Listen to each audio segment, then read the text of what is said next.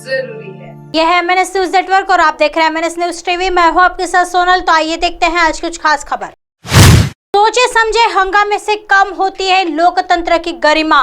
बिड़ला विधानसभा और संसद में कामकाज के दौरान व्यवधान पर चिंता व्यक्त करते हुए लोकसभा अध्यक्ष ओम बिड़ला ने कहा कि जनप्रतिनिधियों से अपेक्षा की जाती है कि वे चर्चा और संवाद के माध्यम से समस्याओं का हल निकाले तथा भविष्य की चुनौतियों का समाधान खोजे। मुंबई में वर्ल्ड कन्वेंशन सेंटर में आयोजित पहले राष्ट्रीय विधायक सम्मेलन का उद्घाटन करते हुए बिड़ला ने कहा कि विधायी निकायों के कामकाज को गरिमापूर्ण तरीके से संचालित किया जाना चाहिए। उन्होंने सदनों में हंगामे और व्यवधान की घटनाओं को चिंता का विषय बताया और कहा, सुनियोजित तरीके से हंगामा करना, नारेबाजी और सदन को स्थगित करना हमारे लोकतंत्र के लिए अच्छा संकेत नहीं है, जिससे लोकतंत्र की गरिमा कम होती है। चर्चा उत्पादक और सार्थक हो।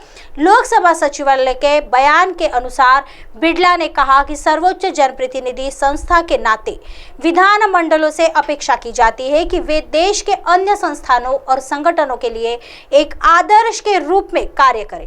आधुनिक लोकतंत्र के संदर्भ में विधायकों की भूमिका का जिक्र करते हुए लोकसभा अध्यक्ष ने कहा कि उनसे अपेक्षा की जाती है कि वे न केवल चर्चा और संवाद के माध्यम से समस्याओं का समाधान करें, बल्कि यह भी सुनिश्चित करें कि इस तरह की चर्चा उत्पादक हो और इससे वंचित उद्देश्यों की प्राप्ति हो। चर्चा से समाधान नहीं निकला तो बाहरी हस्तक्षेप होगा। बिड़ला ने आगे कहा कि लोकतंत्र नैतिक व्यवस्था और इसलिए विधायकों के लिए यह आवश्यक है कि वे कमियों का आत्म विश्लेषण करें और भविष्य की चुनौतियों का समाधान। उन्होंने कहा, यदि चर्चा और संवाद से समस्याओं का समाधान नहीं निकलता है तो बाहरी हस्तक्षेप होगा, जो लोकतंत्र के लिए उचित नहीं है। इसलिए नीतियों और मुद्दों पर व्यापक चर्चा और बहस होनी चाहिए, जिससे हमारे विधानमंडल अधिक प्रभावी बनेंगे।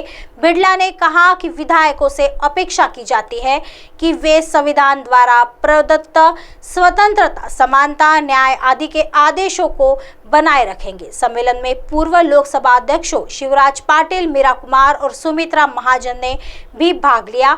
उन्होंने बिड़ला की चिंताओं को साझा किया। आइए बढ़ते हैं अगली खबर की तरफ।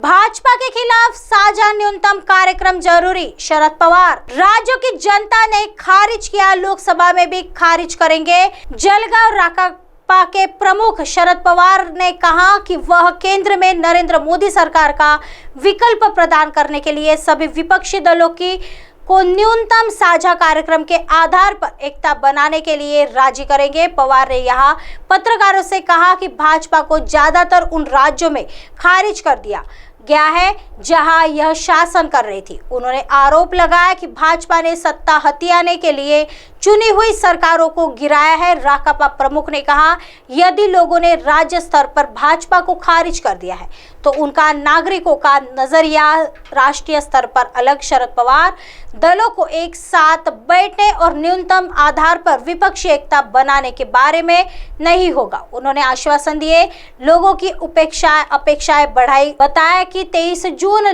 उन्होंने आश्वासन दिए, लोगों की अपेक्षाएं बढ़ाई।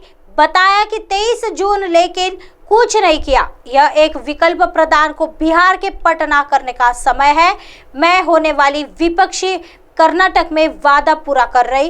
कांग्रेस दलों की बैठक में कर्नाटक में नवनिर्वाचित कांग्रेस सरकार द्वारा यह अपनी बात स्कूली पुस्तकों से हिंदुत्व विचारक दिवंगत थी। उन्होंने कहा, डी सावरकर और राष्ट्रीय स्वयंसेवक संघ सभी गैर भाजपा संस्थापक केशव हेडगेवार पर अध्याय हटाने के बारे में पूछे जाने पर पवार ने कहा कि कांग्रेस ने अपने विधानसभा चुनाव घोषणा पत्र में इस तरह साझा कार्यक्रम के कदम का वादा किया था। पवार ने कहा, यदि कर्नाटक के लोग उन्हें वोट देकर सत्ता में सोचने की जरूरत है, भाजपा ने बड़े बड़े लाए हैं, तो इसका मतलब यह है कि कांग्रेस के यूसीसी से समुदाय विशेष निशाने पर लगाया था। आइए बढ़ते हैं अगली खबर की तरफ।